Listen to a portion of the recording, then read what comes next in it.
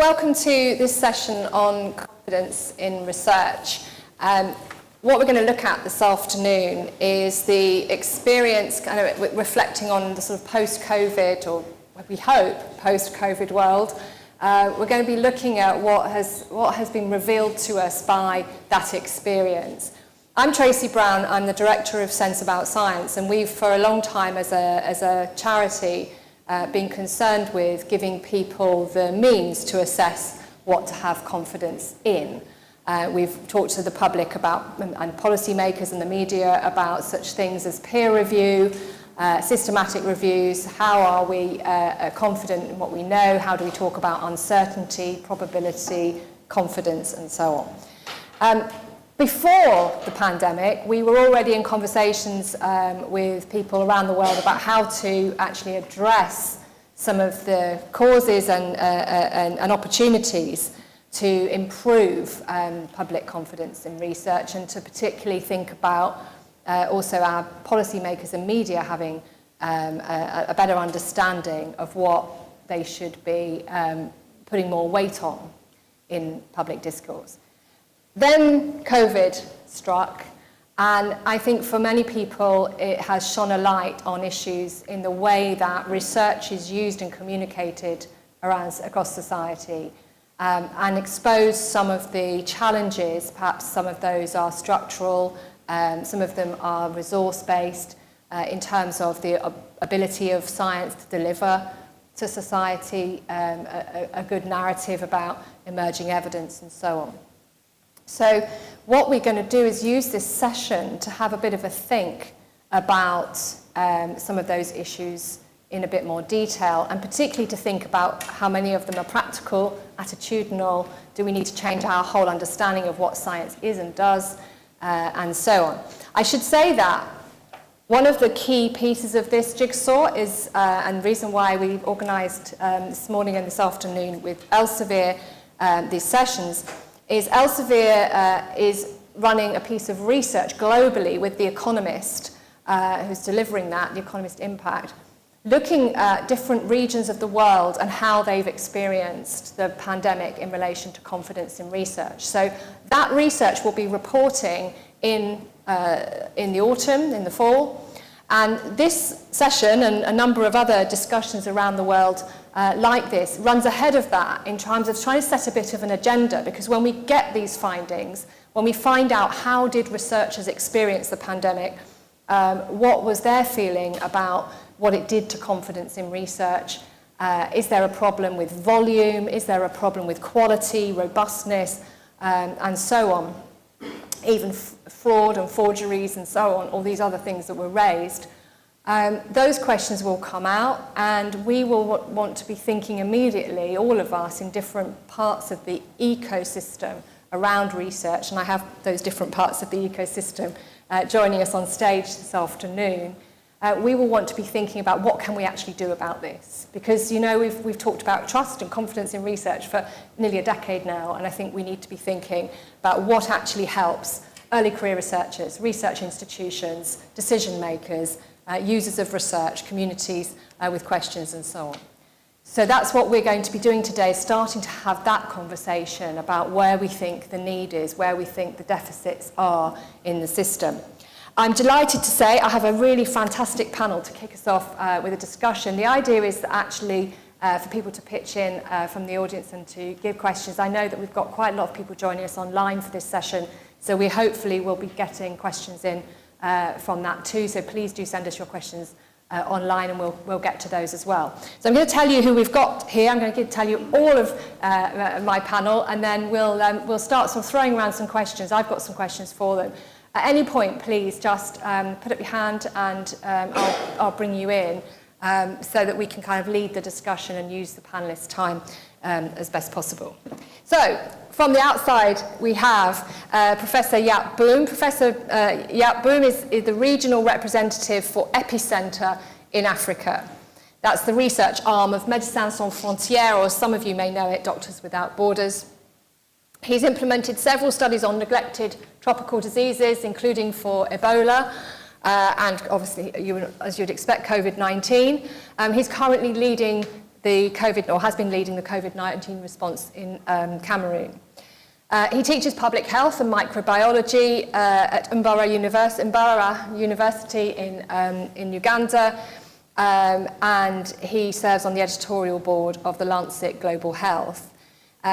In his work, Yakboom is inspired by the vision of a healthy and wealthy Africa and aims to promote the creation of a critical mass of young Africans to find homegrown innovative solutions to addressing the social and public health challenges that Africa faces. And I think that's going to be a theme, in particular, looking at regional responses and the confidence that we have in regional responses is going to be a theme of our discussion. We then have Mercè Crosas. He's the Secretary of Open Government for the Government of Catalonia. She's a big advocate of transparency, participation and collaboration, which makes up, those of you who know, open science. Mercè's only recently come back to Catalonia, because before that, when I met her, she was actually at Harvard, where she was the University Research Data Management Officer, among a number of other things, at the Harvard University Information Technology, at the Harvard University Information Technology, and she's also Chief Data Science and Technology Officer at Harvard's Institute for Qualitative Social Science. She has coordinated support for the data lifecycle and guided university and wider policy responses and procedures for research data. She's worked on multiple collaborations for data privacy, data provenance, research reproducibility, and data sharing in social science, biomedicine, and astronomy. I really want to draw attention to the fact that she's also, I should say actually, she's also co-led the Dataverse project, which is an open source software platform. And she is the co-author of FAIR, that is findable, accessible, interoperable, and reusable, the principles for the data principles, which I think then led to the joint declaration of data citation principles. The other way around, yes, yeah. Sorry, that's it, the other way around. Okay, so that's a really, really important initiative that Mercè's been in the lead of. We also have Nick Ishmael Perkins.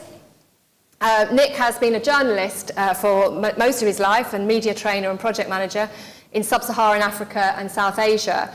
He founded the group Media for Development and was head of research communication at the Institute for Development Studies for 5 years. He was the director, when I first met Nick, the director of SciDevNet, which is an online news service for science and technology in the developing world. And I think in that role has a real insight into the way that science stories unfolded in different parts of the world, quite differently. And so I think that'll be very interesting to reflect upon. Prior to moving to CABI to be lead technical advisor in development communication and extension for agriculture and emerging markets. His background is in anthropology and international development, and he has written extensively on the development communication and knowledge mobilization.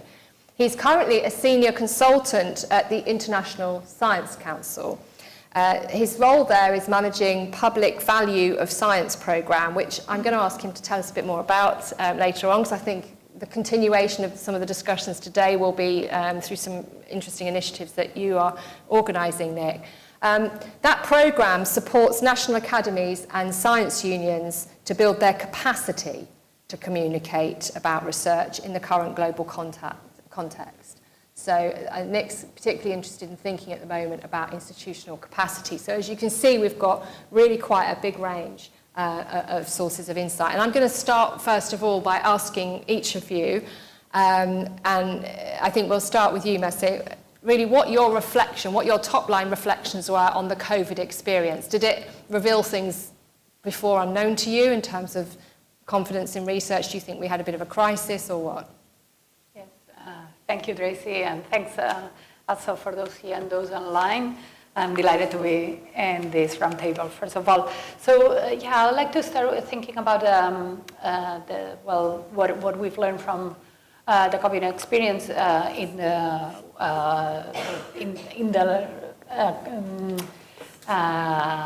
and the impact of science and research, because we learn about many things, but we're specifically talking about the confidence in research.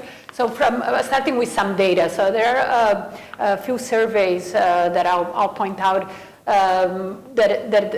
show us also what we might not think from the bias of misinformation and the immediacy bias of the news, that there is a lot of distrust, there is not confidence, but in fact, the Gallup, a survey that was conducted by Gallup that was funded by Wellcome Trust from 2021 said that, and it was done in 113 countries with 119,000 participants in the survey, right? Said that 80% of the people, of those participants, trusted the research more, trusted it from some to a lot, right? Research and science more now than before the pandemic. And in fact, about 10 points more. And 75% said that they trusted scientists more, also an increase from before. So some of the explanations that people drew from that were first this connection of, for people to say how science impacted the well-being, right? How it gave them something in return, that it was very direct, right? Compared to other times that it feels more abstract, something that is out there. But also that they connected with the people, the scientists. It's not very often that you hear so much directly from scientists, but the fact that they did during this period, they connected more with what it meant and what they were doing. So those were some of one of the surveys, a very large survey. More recent, though, there's been a couple of surveys, in this case in the US, so that doesn't, I mean, it only applies there. The other survey was worldwide, right?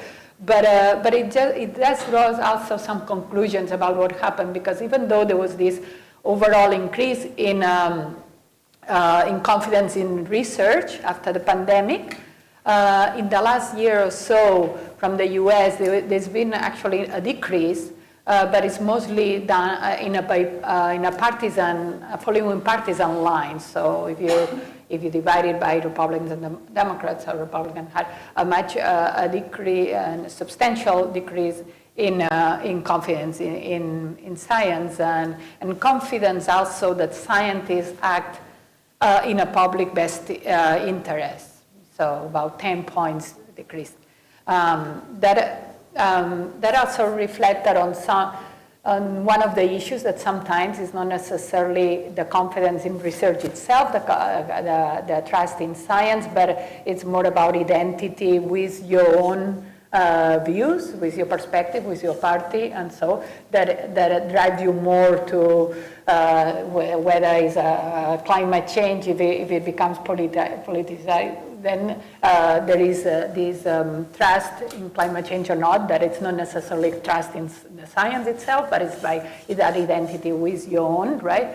And the same, to some extent, happened with COVID. So there are good news and not so good news, right? But in terms of how we think about that experience during the pandemic, for what it gave to science. So first there is how we continually improve science from the inside, right? What it means to be a scientist and to be part of the science enterprise and have a scientific reasoning. And in this case, during the pandemic, there was a high level of collaboration, of interdisciplinary research. All these are very positive things. There was also a lot of having to communicate very quickly the research results, right, and providing that output directly to a wider audience immediately.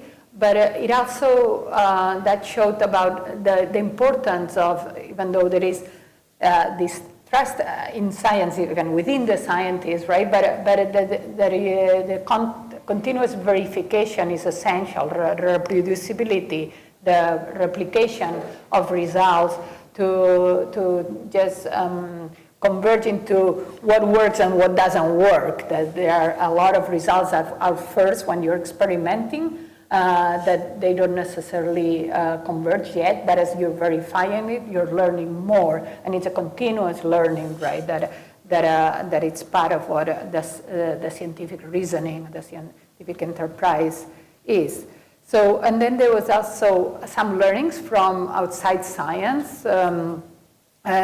Thinking from outside, the trust in science is more based on a debate. The constant communication or interconnection between what science does and how citizens, how the society benefits from it, what does it imply to them, how are they involved in the solution. So I think those two things are things that the pandemic exposed, although they've been through from before. And Right, thank you. I'm going to come to Jaap and then to Nick. But first, can I just ask you a very quick question? Yes. So you came into the government of Catalonia later in the pandemic, but during the time of opening up.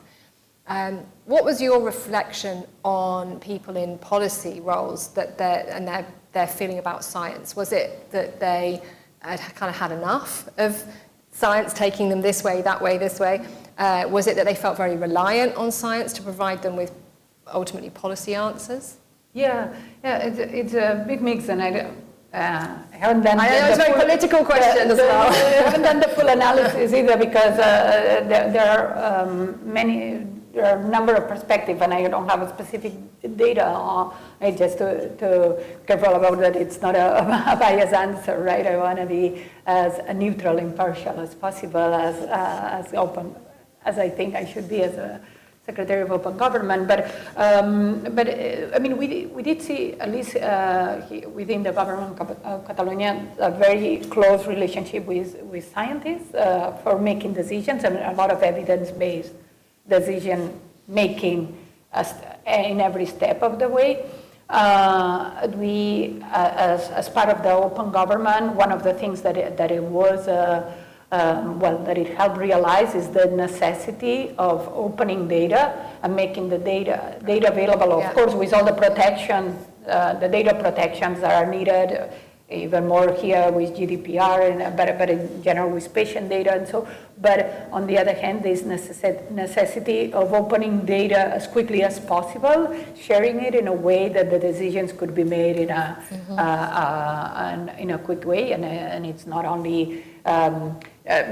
Not only because for policy makers to help them make that decisions, but also for the citizens to see how that data, how the increasing cases, how the changes within schools, within how it impacted those decisions. So to have a way to justify those decisions. I don't mean that everything went perfectly well, and there were obviously many different opinions. But that's interesting. But the opening point was a good. Okay, well, let's keep that on the agenda. I think that point of did it actually make some things clearer to other organisations and parties and politicians and others about why things matter, like transparency. So that's interesting. Yeah. Let's come back to that. Yeah. This is a good moment to turn to you because I think you've very much been, on the one hand, very much in the public interface.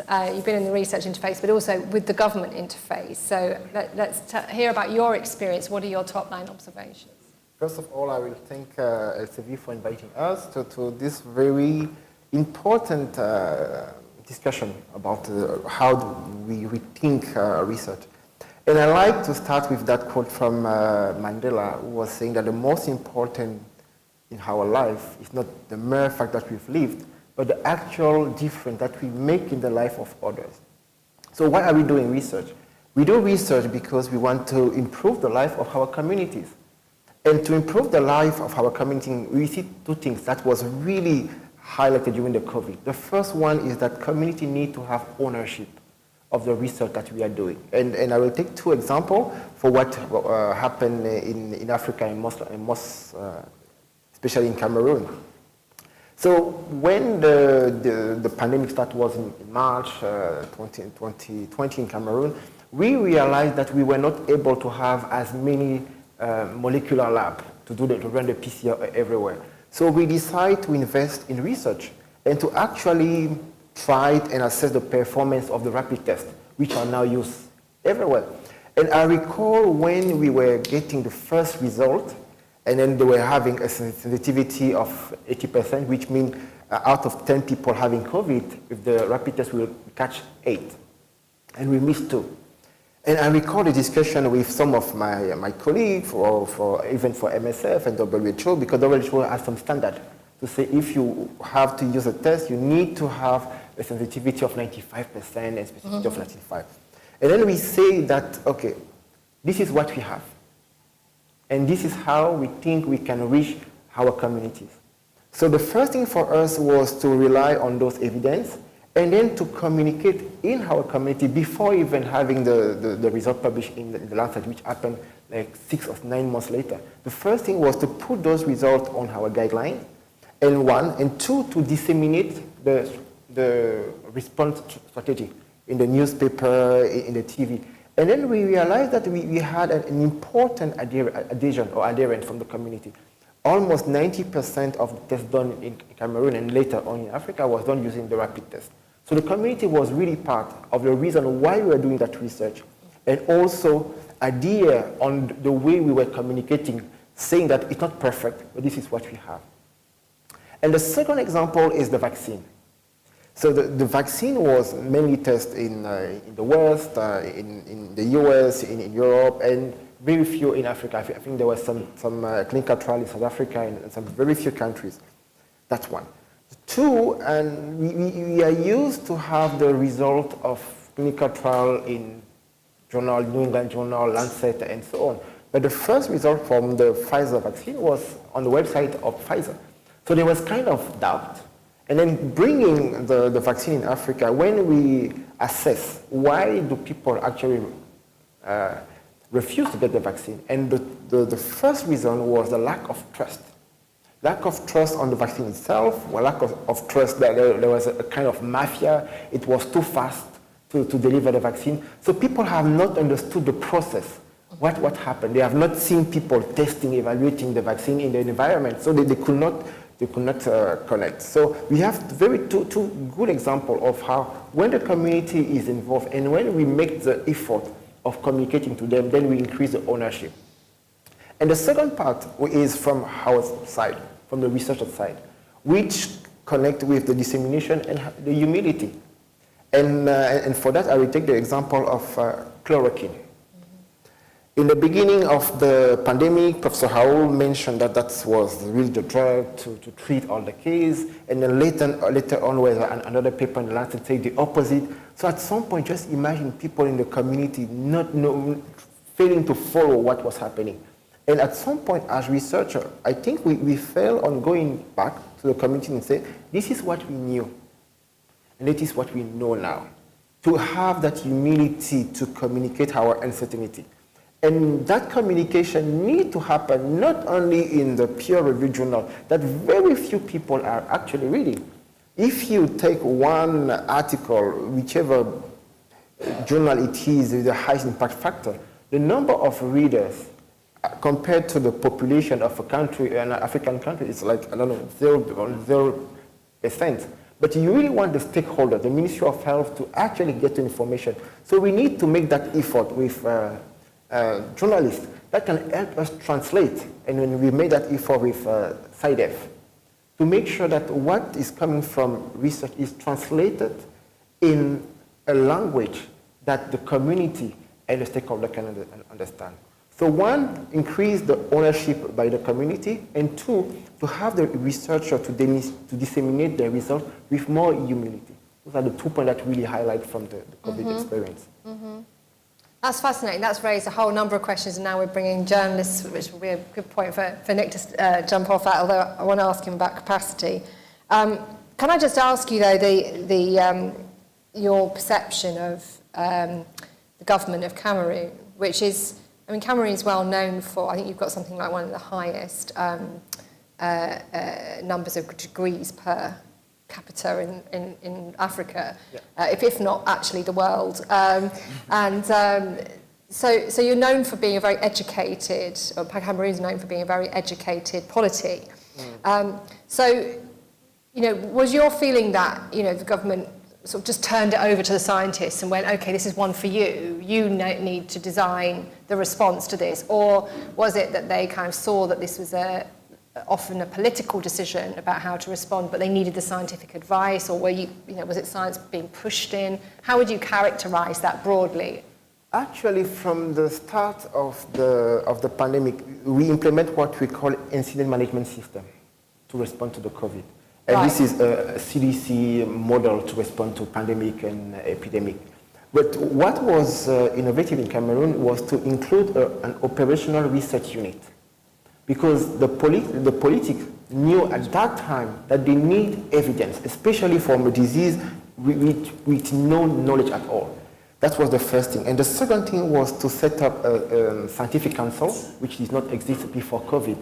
And the two entities were providing evidence to the Ministry of Health that you can rely on before taking action. So I think they really based on research and science. And actually, next week we will sit together in Cameroon to gather all the evidence and the lesson learned from the COVID to see how we can also help other countries and also us to prepare the next pandemic. That's fantastic. That's really interesting. There are a lot of countries in Europe that could have done with an operational research unit, that's for sure.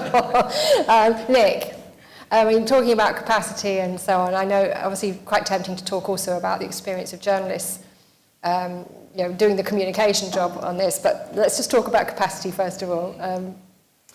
I mean, yeah, it's interesting because, I'm listening to what Merced and Jaap were saying, and I think it's really important points and actually kind of speaks to two of the three things that come to mind immediately when you talk about, kind of reflecting on the pandemic. And I think probably the first thing to say is, for me, actually, it feels not so much as if they're new lessons, but it feels at the risk of actually sort of displaying some cognitive dissonance and kind of being focused on what I want to be focused on. But it feels to me like the two of you are describing things that actually we've known. It's familiar and it's resurfaced in this particular scenario again. So, and also associated with that, I want to kind of link you back to your question about capacity. It's kind of interesting because I recognize the value of saying, wait, we have to talk about confidence in science and issues around confidence in science. But I worry sometimes that it becomes a bit of, it's a way of obfuscating around the way that we as scientists or the research community needs to interrogate itself.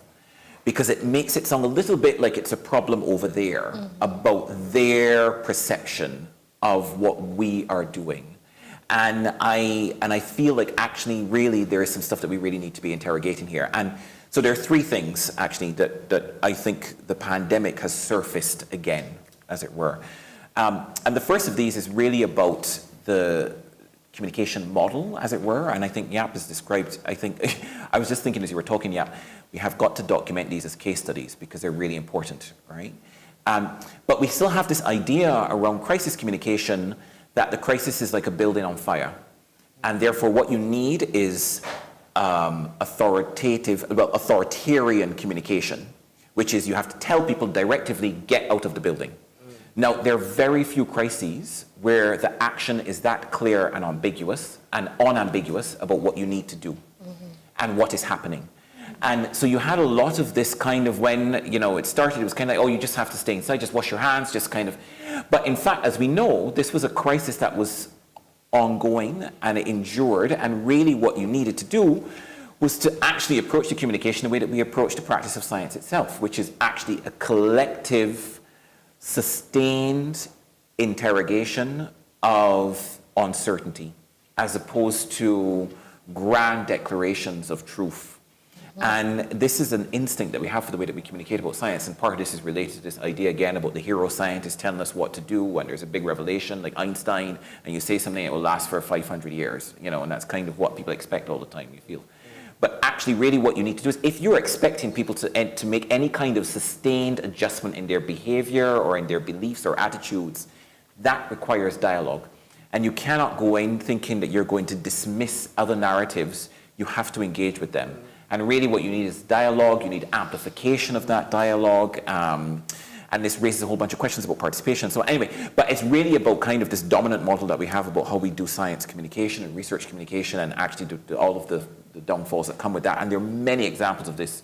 Actually, you know, Ebola in West Africa, the polio vaccination campaign, you know, medical journals are full of these examples, and we still don't seem to kind of quite learn the lesson. The other thing I want to say is actually about this, what I call the systemic and persistent under-conceptualization of audiences that we see in research. And this manifests itself in a number of ways. But I want to talk about two very quickly. The first is actually about policymakers themselves. And now, so Mercedes was talking about just now the importance of identity in the way that people engage with science and the way they make meaning of science. And this is so true. We see so much research about this now. And policymakers themselves are, surprise, surprise, they also have social identities. They're also part of communities. They identify as part of constituencies. They have a history of making meaning of science, a history of relationships with different public institutions. They themselves have expectations around patrons that they have to. So basically, already, not only are scientists part of the society, but also the people that they're trying to speak to. And it's not as if there is some kind of grand public out there that you just kind of talk to. And as I said, there are lots of really interesting conversations to be had about that. But I think this is really important around, you know, and we see this in the way that different public policy was developed in different countries, depending on who you were speaking to and the constituency and the positioning of the individual. But it also matters in terms of how you conceive the public again, you know, because one of the things, ISC has just published a report about national and global policy lessons on the pandemic. And one of the big things has been that there is a focus on public health as a response, and not recognizing the other spheres around economics, around education, and so on. And so a lot of this came from the idea that actually COVID, everybody in the public was conceived as COVID patients, as opposed to also thinking about, for instance, teachers whose livelihoods were interrupted, or thinking about the airline industry and, you know, kind of how that would change the trajectory for travel. And so there's a lot of different things, and really what it requires is more of that kind of conceptualization to be able to respond. The third area is about diversity. And you have, this has been an ongoing issue actually, the need to have a more diverse set of researchers, more diverse research subjects. The pulse oximeter is a really good example of this actually. Because of the way it was developed back in the 1970s, you had a lack of people, black and brown people used as research subjects. It means that now this pulse oximeter, which actually talks about oxygen saturation in your blood, is actually dependent on the pigmentation of the skin. So black people are 3 times more likely to have an error reading. And we saw this in Europe, actually. It was a really big factor in terms of health outcomes for black and brown people who had COVID. And this is something that had been picked up before. It had been mentioned through the 80s. There were articles about it, and articles about it in the 90s. And then suddenly, again, 40 years later, it comes to the surface. And everybody's like, oh yeah, this is a big problem. But of course, you know, what this is going to need is now actually some sustained action by client advocacy groups and so on. But this is just one example of something that is pervasive across the research community. And those are 3 things that actually, you know, as I said, you know, they were not new, but they manifested in particularly alarming ways during the pandemic. Let's have a look at some of those grounds for concern, because I mean, other things that I've heard raised were also the political. There is a political character to the decisions that were being taken. I mean, Europe decided to close its borders to everybody. Now, you know, I know someone who had family in the Ivory Coast, and was like, well, actually, it's one of the few places that you shouldn't close your borders to, because compared to France, Germany, that's a much bigger problem.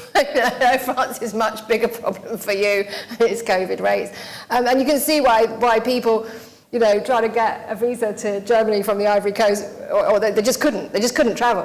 But you can see why they would become really suspicious or conspiratorial in the thinking that this is just a plan, right? Just to keep everybody else in the world out of Europe or something. But you can see why it made sense to people to think like that, because there was some real truth in actually the nature of the decisions and how unevenly they were carried compared to the risk. Yeah, I mean, and I think that this is the value of what Yap was saying about, kind of being really transparent about the decision-making process, because it is natural, it is true. If you're a policymaker, they say, oh, we're following the science. Well, you're not really, because in fact, you are considering other things, which may be fair enough, because you have to discuss, you really ought to be considering things like the value system in the national polity. I mean, one example is that, some years ago, it was determined that actually children who actually needed emergency medical interventions in Canada, if they were within a certain distance of the US border, it was better for them to go across the US to get seek health interventions. But the Canadian government decided that that was not going to be a directive because they felt actually that would not work. People would be understandably quite upset about the prospect of taking their children over to the US. And you think, okay, yeah, I understand where that comes from and so on. And so there are lots of things that happen like that. The problem is that actually, though, when you're not open about it, it diminishes your very decision-making process. Because you make certain assumptions, you're not clear about them, and so, for instance, with Omicron and the fiasco of what they did with South Africa, so you have the South African surveillance system is actually able to pick this thing up, they're able to actually do the genetic coding on it, and in return, they're not honored for it or recognized, they are penalized for it. It's like, oh, well, we're going to shut it down because obviously it's a problem for them. Yeah. And, and so, but if you're more honest about it, as I say, it can actually improve also the decision-making process. And then you can understand why scientists are feeling a bit like the burden of explaining these decisions on a television show becomes theirs. And it's like, well, actually, I don't get to, I'm a microbiologist, I don't want to have to explain border policy. So that's kind of tricky too, right? Yeah. You want to comment? I just wanted to add, because you just started what open government is in some way, right? That it starts, it builds on the foundation of this transparency of explaining what is the government, how is the government making those decisions?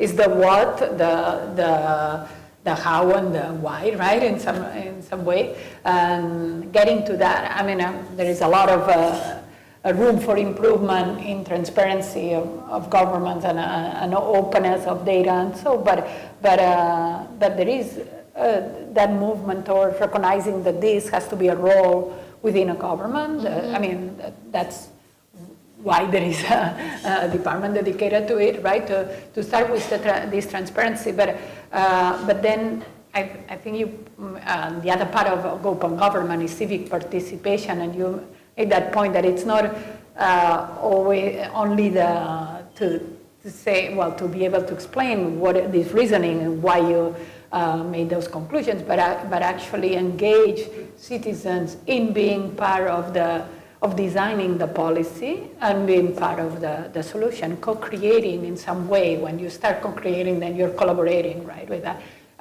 There is, again, room for improvement in that, but that's, I think those combinations is when then you gain trust, transparency, and participation. Okay, I want to bring, there's a question over here. Have we got a microphone so that the people watching us online can hear as well? That's perfect, thank you. Thank you. It's a very fascinating discussion, but I think it's important, I mean, to put it in the context, we're in the World Higher Education Conference, no? And for me, if I thought I would hear is, what is the impact on doing research in the university? No, because we know that universities have three functions: teaching, research, and community service. And indeed, what happened in COVID is that learning not only stopped, but research also stopped. No, at the height of COVID, that was the reality. And so I think I just want to share our experience. I work at the UNESCO Regional Office for Southern Africa. I'm the head of the education unit. And what we did in May of 2020 was, because of course learning stopped, but what happens to the students, the university students? So what we did is we organized researchers with top university researchers to work with young researchers. And I think I just want to share that I think two opportunities came. The first one is that it was possible to have research across countries. Usually in universities, the students do their own research within their universities. No? But in our in our case, we were able, because we worked with the Southern Africa Development Community, there were like 7, 8 universities in the SADC who collaborated, because we put an announcement for students who want to learn research. And so what was interesting is it was an opportunity for research to continue, because at that time, May 2020, everybody was just, in quotes, doing nothing. But then the second was that they were able to work with their research mentors. And I think most important, we realized, of course, that as they had to do it virtually, data was very expensive. Of course, in Africa, data and electricity, these are the key areas. So it's really overburdening when you question how can you make research happening in COVID situation and in research. So I think what we learned, the most important takeaway lesson is research is possible and participatory research is possible, but it really needs a support. When you do this across borders, because I think that's what we want now. We talk about international mobility of students, but how about mobility in terms of researchers? And I think the challenge we face in the end is what is the research uptake? Because we don't want, as some of you have talked about, we just don't want research, right? How are the policymakers really taking on the research that has virtually stopped? And I think it's a question of the social identity of the policymakers, but it's like everybody has been affected by COVID-19, including the policymakers, no? So how do we really engage with policymakers with such fascinating discussion? Thanks. No, thanks for your presentation. Can I just ask you, because, sorry, can we have the microphone still there? Can I just ask you what fields in particular you're thinking of? Because, sorry, the microphone still with this lady. What fields in particular you have in mind? Because it's a good reminder that obviously the pandemic fell differently, and some people who had research in laboratories who couldn't return to the laboratories lost some of that research. Others actually said they had the best time of their lives, working at home in the garden and all that. And so researchers as a class, as a strata of professional society, did much better than many people, like those working in the airline industry or as bus drivers. I think I'm interested if you feel that this was something that particularly harshly affected areas of research. Then is it just people who needed to be in the laboratory and in that setting? We'll come to teaching another time, but another part of the discussion. But let's try and think about, who was adversely affected. Yeah, in fact, we focused, because of course everybody was in the COVID pandemic mode. In fact, the 6 areas, we had 6 themes. Now for the research, we call it Research Challenge. The first one was the impact of COVID-19 on teachers and remote learning. No, and we have all this information. I could share the link with you. The second is about fake news and COVID-19. The third is about youth and their exclusion. What happened to the young people during COVID? The fourth one was on global citizenship education. What does it mean in the height of COVID-19, global citizenship education? The fifth was TVET. What are the skills needed? What happens when you say COVID-19? What is the impact on skills development? And I think the sixth, which is, I think, ties them all up, is sustainable development and its impact on COVID-19. What was fascinating in this research, for example, is that we say, okay, let's do COVID prevention. Let's wash your hands. Yeah. But in fact, in communities, they have no water. So what hands? Yeah, I think that's been widely observed, hasn't it? That those things come. So these were the 6 research areas that we did. I was hoping you were going to tell me that you were looking at actually differential effects, because some people's careers stood still. Some people's research careers absolutely stood still or went backwards, and some people found themselves in a position where their skills were absolutely top demand. Society respected, loved them. They wanted them on news shows. Politicians wanted to talk to them. journalists were phoning them up. Everyone was saying you're doing an amazing job. That's one experience of the pandemic, plus people got to work from home and, didn't have to do that boring teaching thing in some cases. They just could do the media thing. I mean, I'm being a little bit cynical, but, some people had that experience. Other people's careers just went down the toilet, and, women in particular, obviously with having to look after children who were sent home from school in some societies, also really struggled with, we don't know how much because that's not been properly researched yet. But also, that was difficult. You had that burden of childcare fell heavy in some parts of society. So I was hoping you were going to tell me you'd done some work on that, but sadly not, but someone should. Yeah. Actually, taking on what she was mentioning, I think COVID had a positive impact in university and research, especially the student.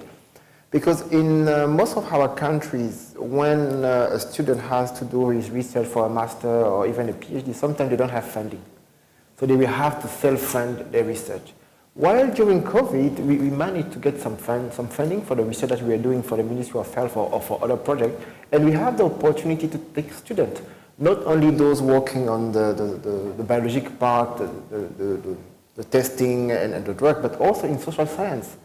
When we wanted to understand why people were not respecting the barrier measure, we took some students from social science, from anthropology, and so on. And those ones had the opportunity for one of the first time to be able to carry on their research, one, without having to fund it, and also with the hope that it will be published. That has been a positive impact. Mm-hmm. Mm-hmm. So let's just look at what happened, say, materially for the research community here, but also let's think about what happened for them in terms of respect and social standing and just generally, do we think society is now kind of ready to fund research better, to fund universities more, to think about investment in teaching the next generation of microbiologists? Or? I mean, so just before I add to that, that's a big question. Tracy, I just want to go back to this lady's intervention. And I think it's really interesting, right? Because what you would expect now, and I'm not saying that the pandemic is over, right? And I think we need to be really quite wary about that, about saying this, but I would be thinking that you have an explosion of after-action reviews because it was so unprecedented and the disruption was so pervasive. And I think what we need to be thinking about here are two questions, right? One is learning for this level or anything that approximate this level of disruption. So the next pandemic, which Bill Gates tells us is coming. And so that's one thing, right? Which is very clear, very important. But there's also another question which I think is even more important because it is so certain, which is what do we do from that will improve the effectiveness of what we're doing right now, all right? What do we take away from this, from the remote learning, from the collaborations that opened up? Well, I mean, there is this fake news, and actually I really have got to talk about the fake news thing because I know this is one of the things that comes up all the time with people. They say, actually, yeah, fake news is the problem. And I say, well, okay, yes, it is an issue. But this would have happened with or without COVID is one thing that's worth saying. And I really feel that we had this notion that social media was going to support our efforts to broadcast more. And I have to say I'm guilty of that. 15 years ago, that's what I thought actually Facebook would do. Oh my God, think of the people we could reach, But in fact, it's not that. Or what it does is amplify the way that people really communicate, which is actually you have these kind of echo chambers.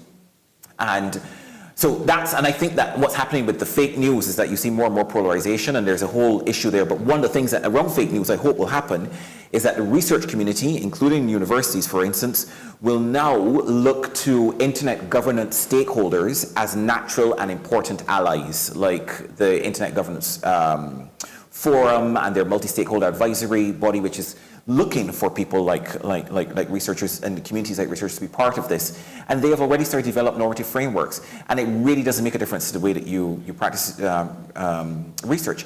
And this comes to the second point, which is, about kind of what are you going to do that's going to make this more effective? And there's a lot of stuff about changing the way we think about our epistemic communities and the way that they practice, the way that you teach, the kind of research that you do. So one of the implications of what Marissa is talking about is not only that you have more engagement with communities, but also you have more transdisciplinary and interdisciplinary research. And so when we think about SAGE in the UK, for instance, that it's not just the virologists and epidemiologists, but you are also recognizing, no, this is going to affect all people's identities in many ways, which means that you need actually people who have research experience of all of these different expressions of our identities to be in the room providing the advice.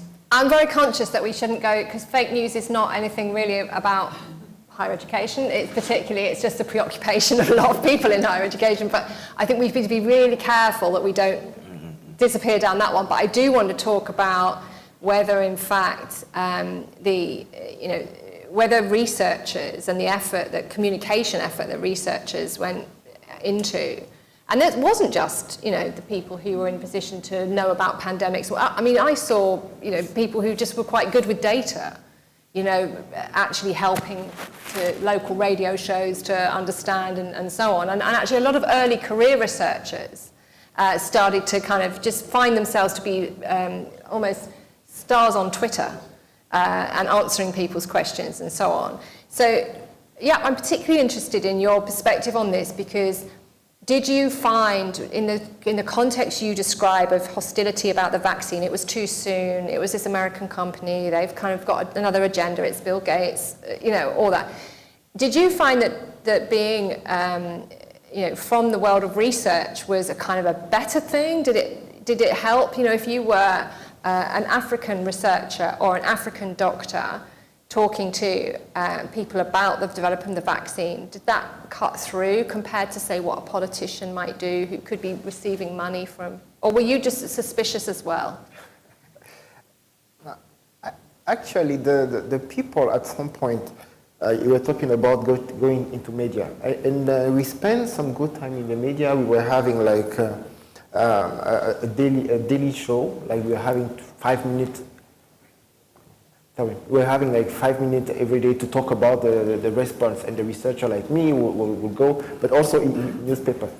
But what will happen is that at some point people get to actually understand the process, but because they have not seen it happening in the environment, whether it's me who is mentioning how we develop a vaccine, the fact that in the environment this vaccine has not been tested, the question is still coming back. How many people have died, and it has been tested in Europe, how about us? So the suspicion remains, and that has been very difficult to answer, even in those media. Mm-hmm. And when you consider now the fake news and the infodemia and the impact of social network, that has been it still be a real challenge. Mm-hmm. Well, here's an interesting thing. I'd like to look at the kind of the capacity of government to draw on, higher education, to draw on people who can either be spokespeople for them or for, to do the research. I mean, as a population, we must surely look at our country's government and say, are they getting the best advice? Do they have the ability? I know that, some African countries are delighted to know that South Africa is looking at something, because South Africa's, got capacity in key areas like in agricultural microbiology, for example. Other countries feel like, quite suspicious of that capacity. So I just think there's an interesting question here, isn't there, about have our governments got the ability to absorb science, use evidence, draw on, the fruits of research? I mean, I know that actually over the years there have been a number of international development programs that have been developed to do this, to build the scientific literacy capacity of policymakers. There's a group called INASP, for instance, that comes to mind. Even when I was at IDS, the governance research team were doing work as well there. So it's not a completely new area. So there's been some of that stuff. One thing I want to say, though, actually, just again about this question, Tracy, you'd asked about, do we think that actually as a result of the pandemic, there is now more of an appetite to invest in science?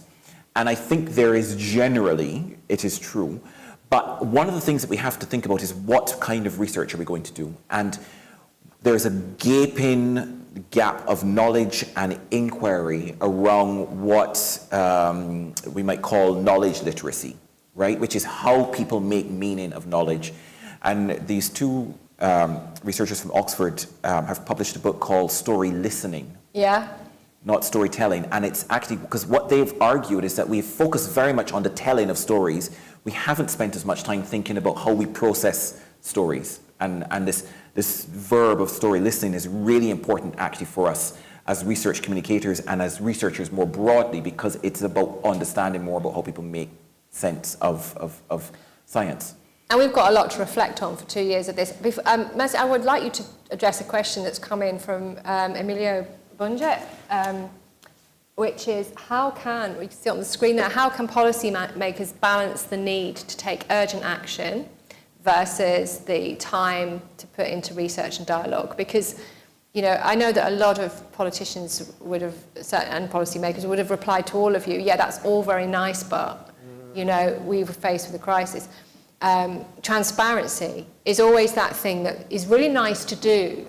Now, you could argue that in a crisis, you need the transparency more. Balance it with efficiency and effectiveness. So at the end, even transparency, even when we talk about maximizing access to data, and so this is only maximizing, given that there are other, besides the issues of data protection and other concerns, but that there is a balance with efficiency and effectiveness.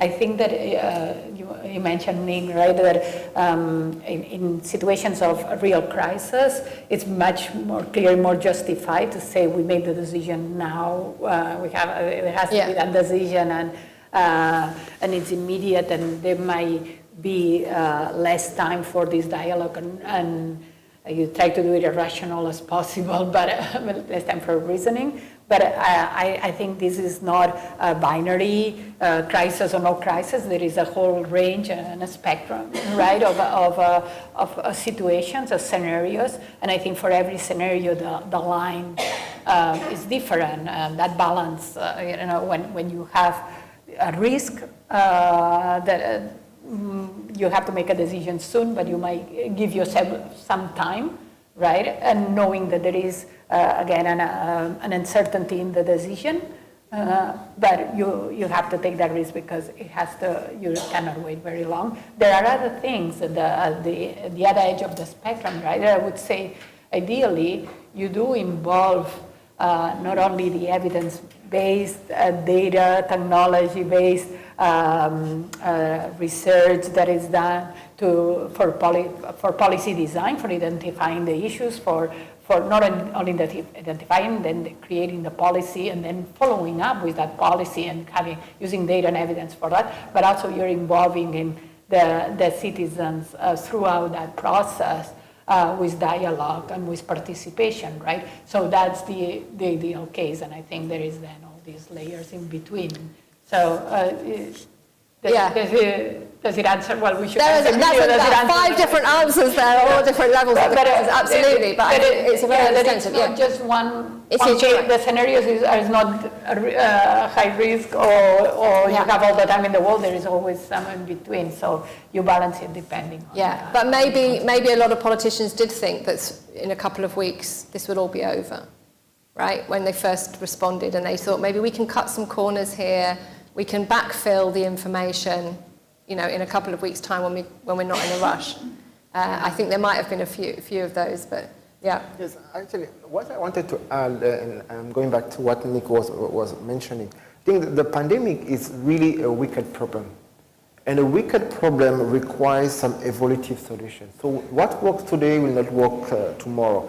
And a politician will not rely only on scientists to make the decision. If I look at the response in Cameroon, the first goal was to limit the transmission of the virus. The second one was to limit the morbidity and mortality. But the third one was to limit the socio-economic impact of the disease. And that's why we organized the African Cup of Nations of football during the fourth wave with the Omicron in Cameroon, because the position was looking at the two different things. And that's also why they refused to have lockdown. That was one of the countries that refused to have lockdown because they realized that the cost of having a good lockdown was too expensive as compared to what they were seeing from the data on the number of deaths and the number of cases. So at some point, the politician will use all the evidence they have, not only rely on scientists, and they will make a decision. So what is needed is, one, the scientists to understand, but also talking about transparency, to say this is, to the best of our knowledge, this is what we think we should do. And then if 1 week we have more knowledge, we come back and we say, okay, this is what we thought. We're working now, we have some new evidence, and we think that we might have to change some few things. Yeah, let me just, sorry. Right, yeah. So only very quickly, but add to that, there is the Bayesian reasoning, right, based on Bayes. That's a very important part of understanding also from scientific reasoning, right, that Bayesian is that you have the initial data, the initial evidence around, or the initial information about an issue, and you build, you're making decisions that it's iteratively, you're increasing that information, and then you have, there is an uncertainty associated with always the amount of information, given all the amount of information you could have on their issue, right? So Bayesian reasoning, I think, is an essential part related to that question, right? In terms of what is the balance of making a decision. Yeah, Can I just want one important qualification actually around what Yap was saying. You know, when we say the scientists, though, we have to be mindful of not just thinking about life scientists, but thinking also about social scientists. Social scientists, Yes, yeah, because then it makes it, exactly, because it makes it then a bit easier, actually, because as I said, you know, thinking about the fact that actually you're not just talking to people, reducing people's identity to COVID patients, but thinking about them as caregivers, as people with livelihoods across a variety of sectors, and so it becomes really important to consider all of these things. But to that question, the issue is intentionality, right? And to recognize, okay, this is really what we have to do is recognize it does require some kind of dialogue, that the people are going to be experiencing this in different ways and will have different ideas about it. And that's the first thing, is the big thing is, and as opposed to thinking, oh, we're going to make a trade-off, because really what we want to do is to get it over with as soon as possible.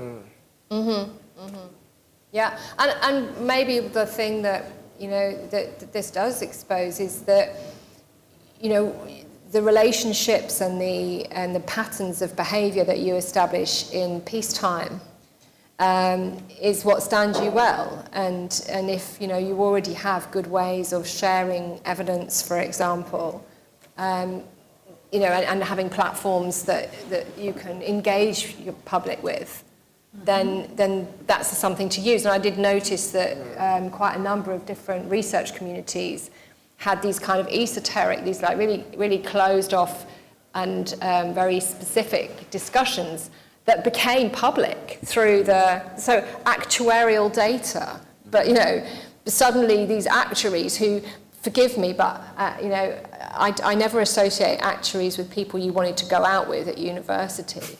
But these people became like public heroes because they could help you sort of understand things like excess deaths, and these very kind of odd little corners of the world of research and interaction suddenly came to life and became, you know, available publicly. And you even think those who were not in the universities themselves, but they use, in part because these data were open through APIs and through some level of standards after a while, right? They tried to harmonize the data. They created data visualization, so that the increase in data science from just maybe amateur researchers or just those who were very motivated activists and so that learn about data visualization and creating those dashboards that helped, right? Help everybody make decisions in a very, well, because they had day by day or even in real time changes, right, in the number of cases. That was incredible also, well, impact, I think, of the... Well, to wrap this session up, I'm going to give each of you a minute on just actually thinking about these positives that we take away like this. Like, what did people learn about the value of science, or what science is for, or, you know, whether to fund it, or, you know, how to communicate it, and all those. Let's try and think about, you know, what has it helped us to see the value of the pandemic. But First, I do want us to think of some of these negative themes that have just come out a little bit here, including, is that a note for me? That's okay. That's a note to let me know that I have 10 minutes left. My mobile phone is... So I mean, let's just think about some of these negatives. I do think we need to be careful that when we're talking about what's happening to science, that we are not talking about, I mean, maybe not next so much the social science versus medical or whatever, but some people, I don't reckon astronomers had a great time. I don't think astronomers had a great pandemic, right? So we need to think about these things. Social geographers had a good pandemic. I mean, they were applying for grants left, right, and centre for the reason like you were saying, but I don't think astronomers did. And let me tell you, I'm a PhD in astrophysics, and I have a lot of colleagues, astronomers at Harvard, but some of them that had just built a telescope in Chile, for example, Chile, they couldn't go there, so not everybody could, there is a lot of observatories around the world where they usually take turns in, well, the time is very limited, right, because if you... So not everybody can. Well, we're gonna but it's true that they were very researchers like physicists, astrophysicists, and astronomers already are very used to be working online, be working on in the digital space, right? So they could continue a lot of analysis and a lot of computation. Like maybe there are other researchers that are more humanities based, so that they need to be in the field. Yeah. And that had a bigger impact. Yeah. Maybe astronomers are thinking that everyone else finally learned how to cooperate internationally, and they've known it all along, right? But I think quite seriously there are differences. There are also regional differences in how people were able to bear this. I think there may well be, for example, rural universities may well have, having struggled to kind of get to a certain point. I'm hearing that, and it may not be true, but I'm hearing that elite universities started to get more of the funding. So, we need to understand this, find out what's happened. We need data. I mean, some data will come from the Confidence in Research project in autumn, where we'll find out whether different research disciplines and different regions had different experiences. But we're not going to be able to cut that data completely finely, but it will give us something, some clues about whether this is a different experience. And whether, but let us be careful in talking, but let's talk about positives. Let's talk about what we do want to take forward from this in terms of people's understanding about, the value of research and doing research communication better, more often. What can we take from this? Well, maybe I will start by saying that research through the pandemic has, at least in Cameroon and in African countries, has taken a different position. I recall the Minister of Health who was requesting to the researcher, to us, to provide data from a seroprevalence survey, so knowing the number of people who are being exposed to COVID. And he wanted those data to respond to the World Bank on whether the country should buy vaccine or not.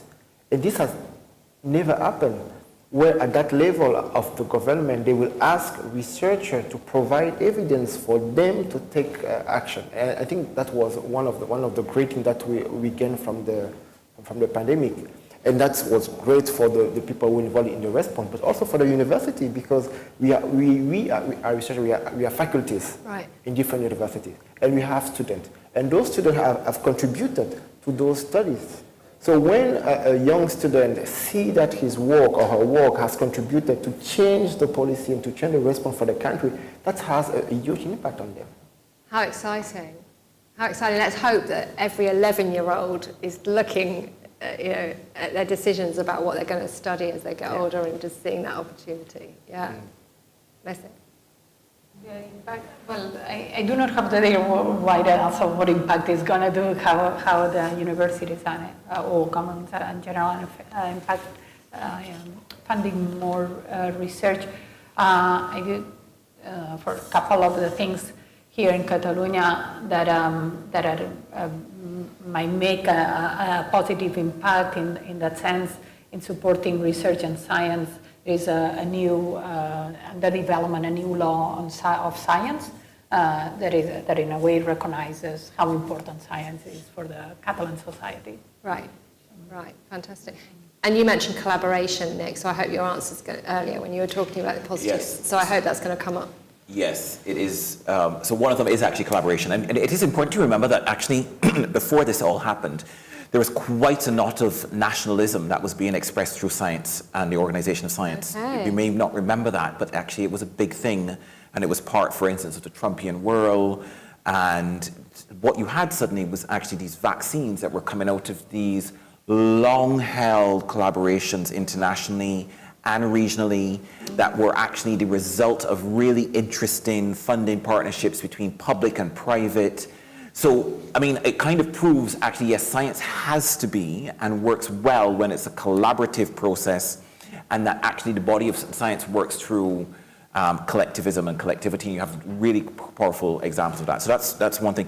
The other thing is actually that, you know, in spite of your comment about actually it wasn't a great pandemic for astronomers, it has actually, do I think, made us aware collectively of the value of science in the preservation of our civilization.